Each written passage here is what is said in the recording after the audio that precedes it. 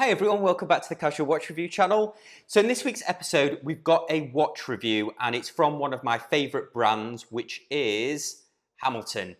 So this was lent to me by one of my viewers and actually one of my friends, Dwight. So a big shout out to Dwight. Thank you so much for lending me that. We've reviewed Hamilton on the show before, and everyone who's watching my previous episodes, you'll know that I am a huge Hamilton fan. So comes in this nice kind of box here. It feels like wood, but I think it's more like a high density kind of cardboard on here, but nice overall feel to it. Now, one thing that always gets me with these Hamilton boxes is I think it opens this way because of the logo, but it doesn't, it actually opens to the side. Now, this used to get me every time, even with the Hamilton that I owned. So yeah, it takes a while to adjust back to that. Wow, so here it is. So what we're looking at here is the Khaki Mechanical. It's the Pilot Day Date watch, and it's Hamilton's part code H64615135.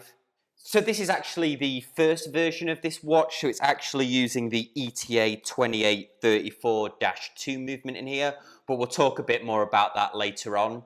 Very striking watch overall. Now, if you think you've seen this watch before, it's because it was featured and actually designed for the movie Interstellar. So it was a Christopher Nolan film that came out in 2014, starring Matthew McConaughey.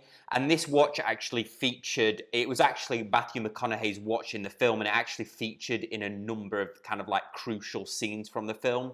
So they actually specifically designed this and also another watch, but that watch was actually never released. This was the only one so far that they've released from that film, so quite an iconic watch.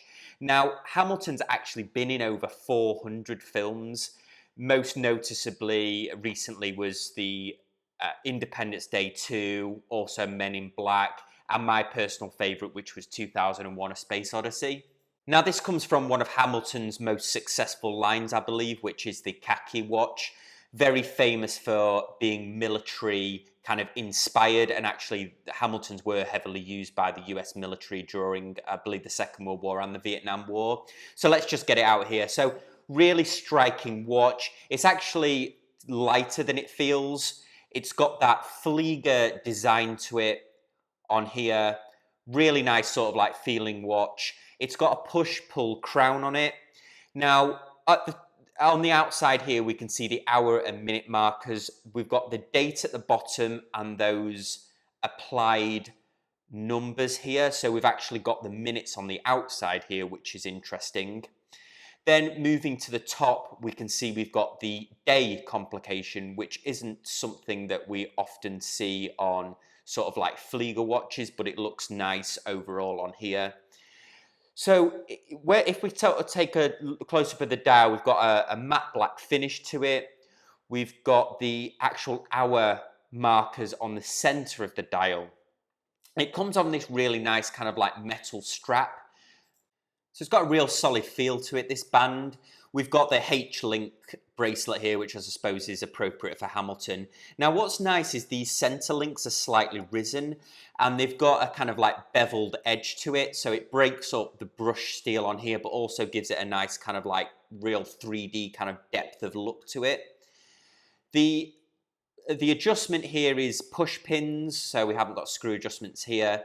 The clasp actually is a lot thicker than I've had on previous Hamiltons before. It's got a really nice kind of like solid feel to it again to go with the bracelet.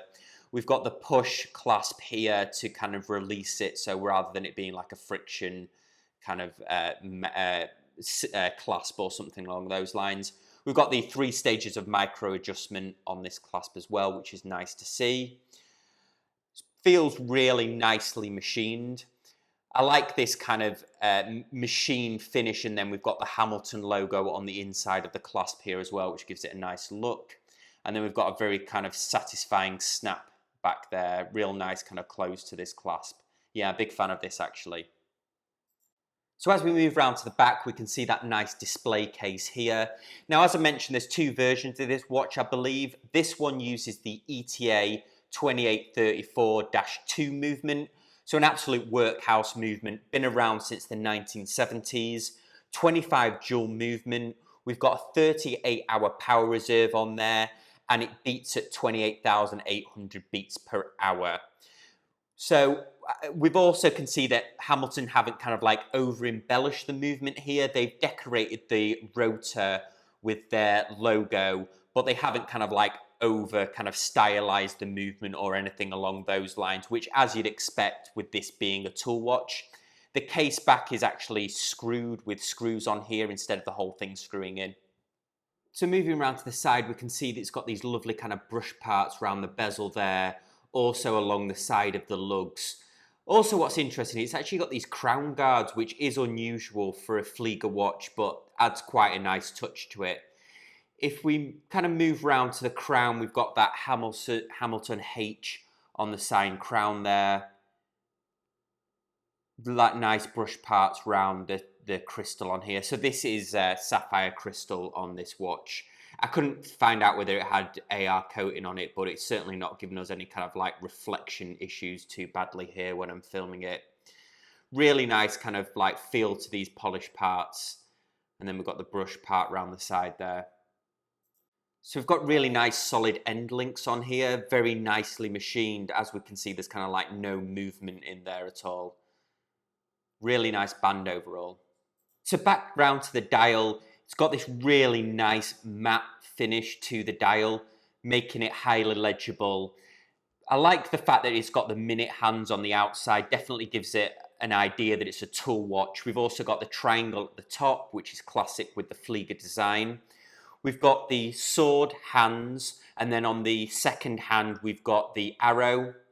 And what's nice here is internally, we've got the 12-hour marker, which we're not used to seeing kind of on a normal watch.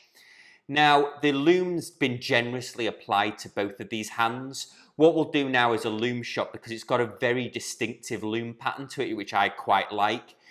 So the minutes are actually applied onto the dial, and they're in a sort of a silver brushed feel, so they don't actually appear on the lume shot here. It's actually only the minute and hour markers on the outside and then the two hands. So let's try it on and see what a wrist shot looks like. So here it is on the wrist. So my wrist is about a 7-inch wrist. It's actually really comfortable. It's got that larger Flieger style design to it. Really low profile, so it's 11 millimeters thick, 42 millimeters diameter.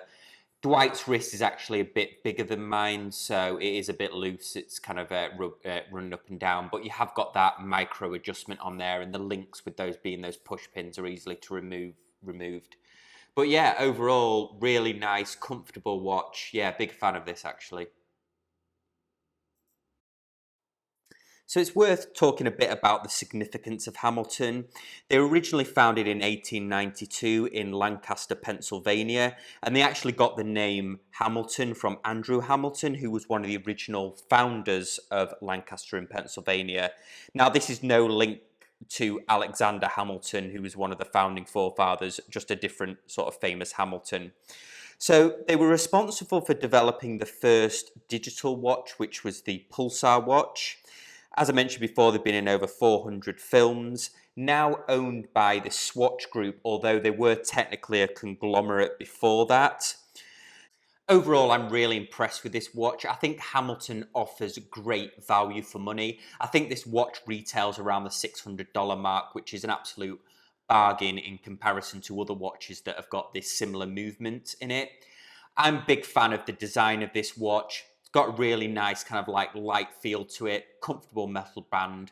But anyway, guys, what do you think? As always, I appreciate any comments you've got. You can leave them in the comment section down below. You can contact me on any of my social media accounts. Thanks again for watching, and I'll see you all next time on the Casual Watch Review channel. Thanks, guys. Bye.